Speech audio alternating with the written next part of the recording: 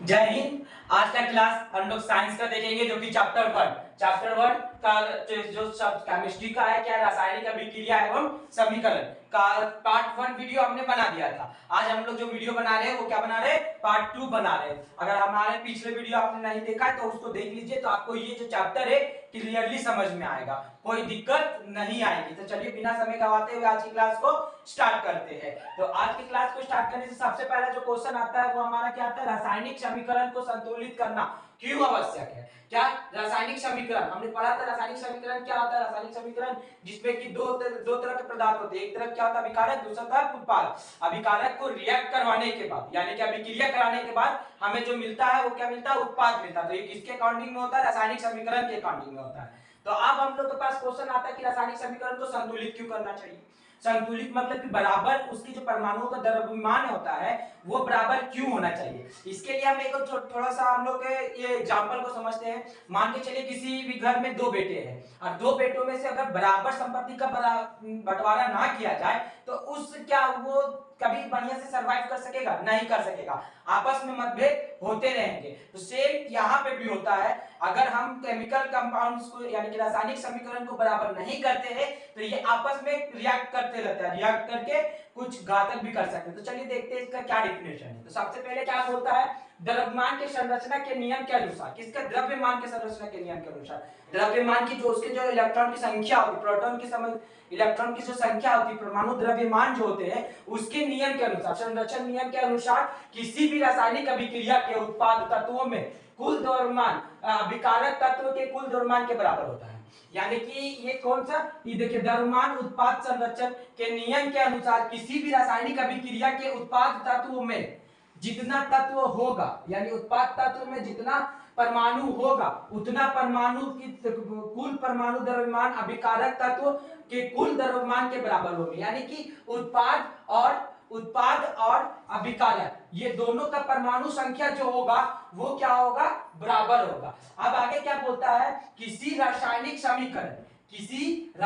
समीकरण में अभिकारक तत्व के कुल परमाणु की संख्या उत्पाद तत्वों के कुल परमाणुओं की संख्या बराबर होती है। यानी कि किसी भी रासायनिक समीकरण में क्या की बराबर होना चाहिए, अभिकारक तत्वों की कुल परमाणु संख्या और उत्पाद तत्वों की कुल परमाणु संख्या ये क्या होनी चाहिए, बराबर होनी चाहिए। ठीक है, तो रासायनिक संयोग के इसी नियम को ध्यान में रखते हुए रासायनिक समीकरण को संतुलित किया जाता है।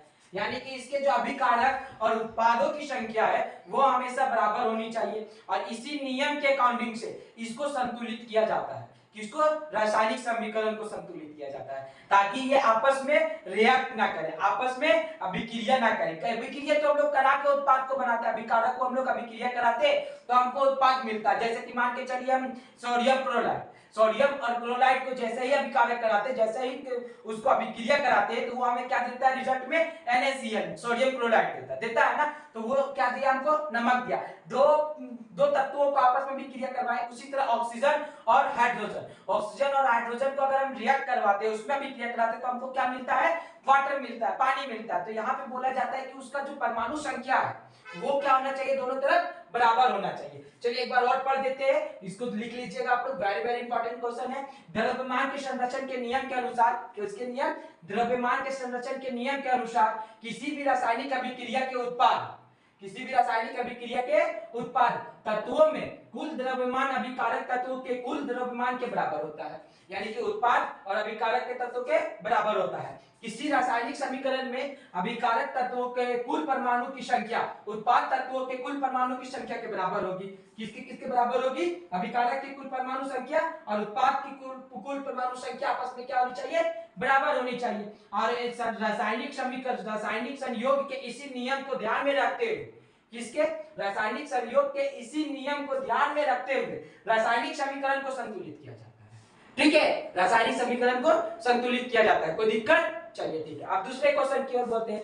संतुलित रासायनिक समीकरण का क्या अभिप्राय है, किसका, संतुलित रासायनिक अभिक्रिया का क्या अभिप्राय है। आप बताइए इसका क्या, रासायनिक संतुलित, इसका एक ही कार्य है क्योंकि रासायनिक द्रव्यमान परमाणु संरचना के नियम के अकॉर्डिंग उत्पाद और अभिकारक दोनों का जो परमाणु संख्या है वो क्या होनी चाहिए, बराबर होनी चाहिए। और इसीलिए हम लोग क्या करते हैं, रासायनिक समीकरण को संतुलित करते हैं। ठीक है, तो देखिए इसका आंसर क्या बोलता है, वैसे रासायनिक समीकरण, कैसे, वैसे रासायनिक समीकरण जिसमें अभिकारकों एवं उत्पाद के परमाणु संख्या बराबर होती है उसे हम क्या करते हैं, रासायनिक समीकरण कहते हैं। वैसे मतलब कि वैसे रासायनिक समीकरण जिसमें अभिकारक और उत्पाद दोनों तरफ का जो परमाणु संख्या है वो बराबर होना चाहिए। जैसे कि मान के चलिए H2 प्लस O, इसको अगर हम बनाते हैं H2O प्लस, फिर एरो दे देंगे, एरो देने के बाद हमारा क्या मिलेगा, H2O। तो इधर हाइड्रोजन का आयन कितना था, 2 था,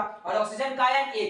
अब उत्पाद साइड भी क्या बनेगा, हाइड्रोजन का आयन 2 और ऑक्सीजन का आयन 1। तो वो होता है रासायनिक संतुलित। देखिए यहाँ पे किया भी है, जैसे कि यहाँ पे क्या है, हाइड्रोजन सल्फेट, हाइड्रोजन सल्फर और ऑक्साइड। तो हाइड्रोजन का आयन कितना है, यहाँ पे 2 आयन है, और यहाँ ऑक्सीजन का आयन कितना है, 2 आयन है। तो अब अगर इधर चले जाता है तो कितना हो जाना चाहिए, देखिए अब इधर अगर हम कर देते हैं इसको, तो यहाँ पे देखिए संतुलित नहीं है, ये क्वेश्चन है। अब हम अगर इसको संतुलित करते हैं तो देखिए यहाँ हाइड्रोजन 2 है, यहाँ भी हाइड्रोजन 4 है, यहाँ पे भी हाइड्रोजन कितना है, 4 है, यहाँ पे सल्फर। इसको जब हम रिएक्ट करवाएंगे, अभिक्रिया करवाने के बाद अगर इसको संतुलित करेंगे तो ऐसे करेंगे, यहाँ हाइड्रोजन सल्फर था और ऑक्सीजन क्या बना है, हाइड्रोजन ऑक्साइड सल्फर। तो ये ने बन के यहाँ क्या बनेगा, हाइड्रोजन सल्फर, फिर क्या है, ऑक्साइड है, और उसके बाद हाइड्रोजन ऑक्साइड सल्फर, है ना। तो यहाँ पर देखिए हाइड्रोजन का आयन 4, यहाँ पे भी हाइड्रोजन का आयन 4 है। ठीक है, यहाँ पे टोटल ऑक्सीजन कितना है, 3 2 जा 6, ऑक्सीजन कितना है यहाँ पे, 6 है। यहाँ पे ऑक्सीजन कितना है, देखिए यहाँ पे ऑक्सीजन आपका कितना हो गया, 3 2 जा 6, और यहाँ कितना हो गया 2, और यहाँ पे 2 2 और 2 4 4, और यहाँ पे 2 था, 2 2 4 और 2 6। इधर भी ऑक्सीजन 6 है, इधर भी ऑक्सीजन 6 है, इधर सल्फर 2 है, इधर भी सल्फर 2 है। ये हमारा रासायनिक संतुलित हो गया।